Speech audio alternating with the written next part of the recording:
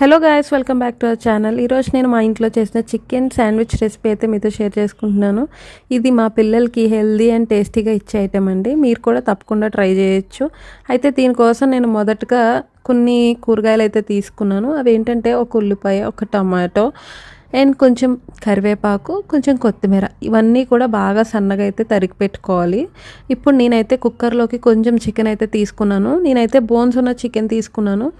మీరు బోన్లెస్ కూడా వాడుకోవచ్చు. ఇందులో ఉప్పు, కారం, ధనియాల పొడి, జీరా పొడి మరియు కొంచెం గరం మసాలా కూడా వేసాను. ఉప్పు, కారం అయితే తగినంత వేసుకోండి. మిగతా స్పైసెస్ అన్నీ కూడా నేను ఒక్కొక్క టీ స్పూన్ అయితే వేసుకున్నాను. తర్వాత కొంచెం నీళ్ళు అయితే వేసి కుక్కర్ పెట్టి, నా కుక్కర్ అయితే పాతది కాబట్టి నేనైతే 5-6 విజిల్స్ అయితే వేయించాను. అలా చేస్తే చికెన్ చాలా సాఫ్ట్గా అండ్ జ్యూసీగా కూడా ఉడుకుతుంది కదా. ఒక్కసారి ఇలా ఉడికిన తర్వాత చికెన్ని తీసి బోన్స్ అన్నీ కూడా వేరు చేసి అప్పుడు చిన్న చిన్న ముక్కలుగా చేసుకుని పక్కనైతే పెట్టుకోవాలండి. ఇప్పుడు మీరు చూస్తున్నారు కదా వీడియోలో, ఇలా నేను అన్నీ సెపరేట్ చేసి చిన్న చిన్న ముక్కలుగా అంతా చేసేసాను చికెన్ని. అప్పుడు నేను ఈ చికెన్ని కట్ చేసుకున్న దానిలోకి కరివేపాకు, కొత్తిమీర, టమాటా ఇంకా ఉల్లిపాయలు, ఇవన్నీ మనం చిన్నగా కట్ చేసి పెట్టుకున్నాం కదా, అవన్నీ కూడా అయితే నేను ఇందులో వేసేసాను. ఇప్పుడు మనం ఏం చేయాలంటే టొమాటో సాస్ వేయాలి. ఇంకా స్వీట్ కార్న్ ఉంటుంది కదండి, స్వీట్ కార్న్ని నేను బాయిల్ చేసి హాఫ్ అయితే వేసాను. ఇప్పుడు అందులోనే హోమ్మేడ్ మయోనీస్ సాస్ కూడా వేసానండి. ఈ హోమ్మేడ్ మయోనీస్ సాస్ రెసిపీ అయితే మన యూట్యూబ్ ఛానల్లో ఉంది. మీరు ఒకసారి కావాలంటే వెళ్ళి చెక్ చేయండి.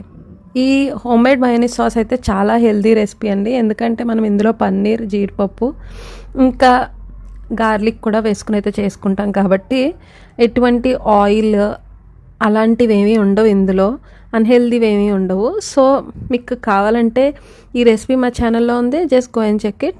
ఇప్పుడు మనం స్టవ్ పైన ప్యాన్ పెట్టుకుని ఆ ప్యాన్ పైన బటర్ వేసుకుని బ్రెడ్ పెట్టుకుని ఇలా గోల్డెన్ బ్రౌన్ వచ్చే వరకు ఉంచుకుని కాల్చుకుని తీసేసుకుని పక్కన పెట్టుకోవడం. మనకి ఎన్ని బ్రెడ్ స్లైసెస్ కావాలంటే అన్ని బ్రెడ్ స్లైస్ కాల్చుకుని పక్కన పెట్టుకుని దానిపైన చీజ్ని పెట్టి, ఆ చీజ్ కొంచెం వేడెక్కిన తర్వాత కొంచెం క్రీమీగా అవుతుంది కదండి. అప్పుడు మీరు ఇక్కడ వీడియోలో చూడండి, కొంచెం క్రీమీగా అయింది కదా. అప్పుడు ఆ మిశ్రమం, మనం చేసి పెట్టుకున్న మిశ్రమం ఏదైతే ఉందో చికెన్ అదంతా ఉంది కదా, అది నేను ఇలా బ్రెడ్ పైన పెట్టి ఇంకా కట్ చేసేసి అయితే పిల్లలకి ఇచ్చానండి. వాళ్ళకైతే చాలా నచ్చింది ఈ రెసిపీ. సో మా ఈ రెసిపీ కనుక మీకు నచ్చినట్టయితే మా ఛానల్ని లైక్ చేసి, షేర్ చేసి ఇంకా సబ్స్క్రైబ్ కూడా చేయండి. అండ్ మీ కమెంట్స్ మాకు చాలా ఇంపార్టెంట్ అండి. సో మీకు ఏమైనా డౌట్స్ ఉంటే మాకు కమెంట్ కూడా చేయండి, మేము మీకు రిప్లై కూడా ఇస్తాము. సో ఈ రెసిపీ మీకు నచ్చినట్టయితే కింద కమెంట్ చేయడం మర్చిపోకండి.